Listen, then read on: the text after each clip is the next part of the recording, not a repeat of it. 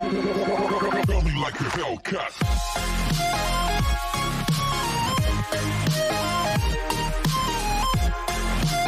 Episode की starting में scene हमें लेटोंग का दिखाया जाता है, जो कि वेशिकी से कहती है कल के लिए तुम्हारा थैंक यू। वेशिकी कहती है वो किस लिए? कहती है कल मैं नशे में धुन थी और तुमने मुझे घर छोड़ा, इसलिए तुम्हें थैंक यू। तभी वो जैसे ही काम पर जाते हैं, वहाँ पर एक औरत कहती है सेक्रेटरी जाओई ने हमें सुबह सुबह बताया कि आप दोनों को जॉब से फायर कर दिया गया है। वो कहती है पर ऐसा क्यों, मुझे गुइचिन से बात करनी है। अगले ही पल वो दोनों बाहर होते हैं। वेशिकी कहती है कल रात तुम्हें जिसने घर छोड़ा था वो गुइचिन था। वो कहती है क्या? तभी उसे याद आता है कि कल रात उसने गुइचिन को फोन किया था। वो कहता है चूसी तुम कहाँ हो? वो कहती है ये चूसी कौन है और तुम कौन हो? वो कहता है तुम कहाँ हो? वो कहती है मेरे आसपास सारे कपड़े ही कपड़े हैं। तभी वो कहता है जहाँ हो वहीं रुको, मैं तुम्हें आके बताता हूँ कि मैं कौन हूँ। तभी वो वहाँ पे आ जाता है और जाओई को कॉल करता है। तभी थोड़ी देर में जाओई वहाँ आ जाता है और वेशिकी को अपने साथ ले जाता है। तभी गुइचिन लेटोंग के पास जाके बैठ जाता है और उसे नींद से उठाता है। वो कहती है वेशिकी मैंने कई बार तुम्हारी मदद की है, इसीलिए अब मदद करने की बारी तुम्हारी है। और फिर से सो जाती है। तभी वो उसे वहाँ से ले जाता है और उसके घर पे लेकर आता है और फिर सुला देता है। वो कहती है मैं यहाँ से नहीं जाना चाहती। कहता है ठीक है। कहती है अगर गुइचिन यहाँ पे होगा तो मेरे पास जाने के अलावा कोई चारा नहीं है। बेहतर होगा कि मैं उससे कभी ना मिलूं और फिर मुझे इतनी मेहनत नहीं करनी पड़ेगी और ना ही ओवर टाइम काम करना पड़ेगा। वो कहता है कि तुम सच में उससे इतनी नफरत करती हो? वो कहती है हाँ, मुझे उससे बेहद नफरत है। मैं इस दुनिया में सबसे ज्यादा नफरत उससे करती हूँ। ये सुनकर वो थोड़ा सैड होता है, लेकिन वो उसे सही से सुलाकर वहाँ से चला जाता है। अभी वो कहती है तो गुइचिन ने मुझे घर छोड़ा? वो कहती है हाँ। वो कहती है कोई बात नहीं, अगर मिशन पूरा नहीं हुआ तो हम इस दुनिया में भी रह सकते हैं। वेशिकी कहती है चूसी मैं तुम्हारी जैसी नहीं हूँ, मेरे पास फैमिली और फ्रेंड दोनों हैं, इसलिए मुझे वापस जाना ही होगा। वो कहती है मैं समझती हूँ और मैंने तुमसे प्रॉमिस किया था, इसलिए मैं तुम्हारी मदद करूंगी। तभी वो दोनों जियांग को बुलाते हैं। तभी वेशिकी कहती है क्या ये हेल्प कर पाएगा? वो कहती है चाहे कुछ भी हो, वो फैशन मैगजीन का एडिटर चीफ है, जो कि डिजाइनर के रूप में हमारा प्लान काम नहीं कर रहा है, तो फिर हमें प्लान बदलना होगा। चलो एक फैशन मैगजीन चीफ एडिटर बनने की कोशिश करें। वेशिकी कहती है क्या तुमने नहीं कहा था कि तुम्हें किसी भी आदमी पर भरोसा नहीं है? कहती है अगर तुम उसका इस्तेमाल कर सकती हो तो तुम्हें करना ही होगा। तभी जियांग कहता है हमें एक राइटर की जरूरत है, वो भी गुशी की प्रेस कॉन्फ्रेंस के लिए, और वेशिकी ये कर सकती है लेकिन एक शर्त पर, तुम्हें एक दिन के लिए मेरे साथ जाना होगा। तभी वो कहती है जियांग तुम भी मुझे धोखा दे रहे हो। दूसरी तरफ जाओ कहता है मिस्टर गु मिस जो मिस्टर जियांग को ढूंढने के लिए गई है। सुनकर उसके मुंह से कॉफी निकल जाती है। जाओ कहता है और वो चाहती है वेशिकी एडिटर जियांग की कंपनी में ज्वाइन हो जाए।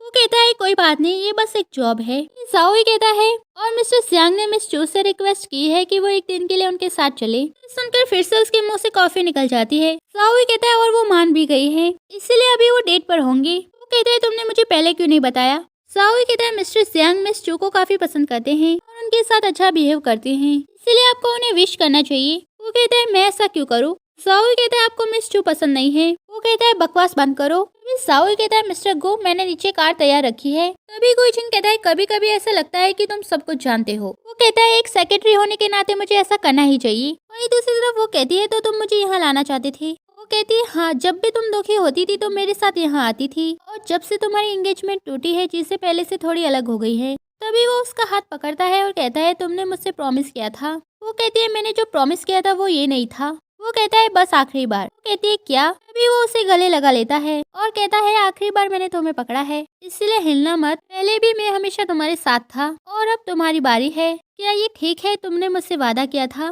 तभी जोर से बोतल का ढक्कन खुलने की आवाज आती है। तभी वो दोनों इधर उधर देखने लगते हैं। तभी जाओई कहता है मिस्टर गो जरा धीरे से। तभी वो दोनों साइकिल राइड पर जाते हैं। जियांग कहता है दरअसल मैं पहले ही महसूस कर चुका हूँ कि आजकल तुम कुछ अलग हो। वो कहती है कोई भी पहले जैसा नहीं रहता, तुम भी बदल गए हो। वो कहता है हाँ मैं बदल गया हूँ, मैंने कभी उम्मीद नहीं की थी कि मैं तुम्हारे प्यार में पड़ जाऊंगा। पीछे गुइचिन और जाओई भी आ रहे थे। वो कहता है उसकी हिम्मत कैसे हुई? जाओई कहता है मिस्टर गु अगर मिस चू को पता चल गया कि आप उनका पीछा कर रहे हैं। जियांग कहता है मैं हर चीज को पहले की तरह कर दूंगा, चाहे फिर वो मेरी फीलिंग हो या फिर हमारा रिलेशनशिप। तभी वो कहती है जियांग मुझे माफ करना। वो कहता है कोई बात नहीं, तुमने मुझसे जो प्रॉमिस किया था वो पूरा कर दिया है और मैंने जो तुमसे प्रॉमिस किया था वो भी मैं पूरा करूंगा। वहीं दूसरी तरफ जाओई कहता है लगता है वो कुछ ज्यादा ही करीब खड़े हैं। ये सुनते ही गुइजिन साइकिल को लात मारता है और वहाँ से जाने लगता है। तभी लेटोंग घर पे आती है और कहती है उन्हें ये करने के लिए मजबूर किया गया है। तभी उसे वेशिकी का कॉल आता है। तभी वो कहती है कुछ मत कहो, मैं थोड़ी डरी हुई हूँ। तभी वेशिकी कहती है फ्रैक्शन मैनेजमेंट ब्यूरो का मैनेजर यहाँ आया था। तभी वो उसके घर पे आ जाती है और कहती है उसने कहा कि अगर कोई सक्सेस होना चाहता है तो वो हो सकता है, इसीलिए मैंने गुइजिन को कॉल किया और उससे कहा कि तुम उसे पसंद करती हो। वो कहती है तो तुमने मुझे धोखा दिया। वेशिकी कहती है मैंने तुम्हें धोखा नहीं दिया है, मेरे करियर के लिए बस थोड़ा सा सैक्रिफाइस किया है। वो कहती है तो तुमने मुझे बलि का बकरा बना दिया। वेशिकी कहती है स्टोरी को कंट्रोल नहीं किया जा सकता, लेकिन फीलिंग्स को कंट्रोल किया जा सकता है। मुझे पूरा यकीन है कि तुम गुइजिन के प्यार में नहीं पड़ोगी, चिंता मत करो, एक बार लॉन्च इवेंट खत्म हो जाए उसके बाद मैं तुम्हें वापस ले आऊंगी। कहती है वो मान गया, लेकिन मैं वापस नहीं जाऊंगी। तभी वो दोनों गुइजिन के पास आ जाती है। तभी गुइजिन कहता है क्या उसने जो कहा वो सच है। तभी वेशिकी लेटोंग को आगे करती है। वो कहती है हाँ।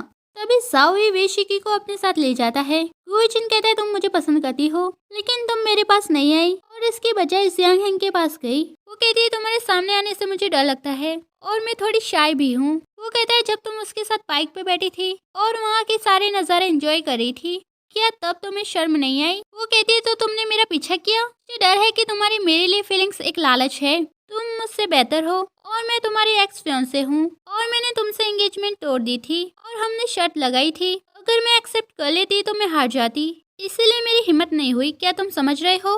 वो कहता है तो फिर तुम इसे कैसे साबित करोगी। वो कहती है क्या साबित करना है। वो कहता है मेरा मतलब है दूसरे लोग कहते हैं कि तुम मुझे पसंद नहीं करती, तो तुम कैसे साबित करोगी कि तुम मुझे पसंद करती हो। तभी वेशिकी कहती है चूसी रुक जाओ, अभी भी हम बातचीत कर सकते हैं। वो कहती है मैं इसे साबित नहीं कर सकती।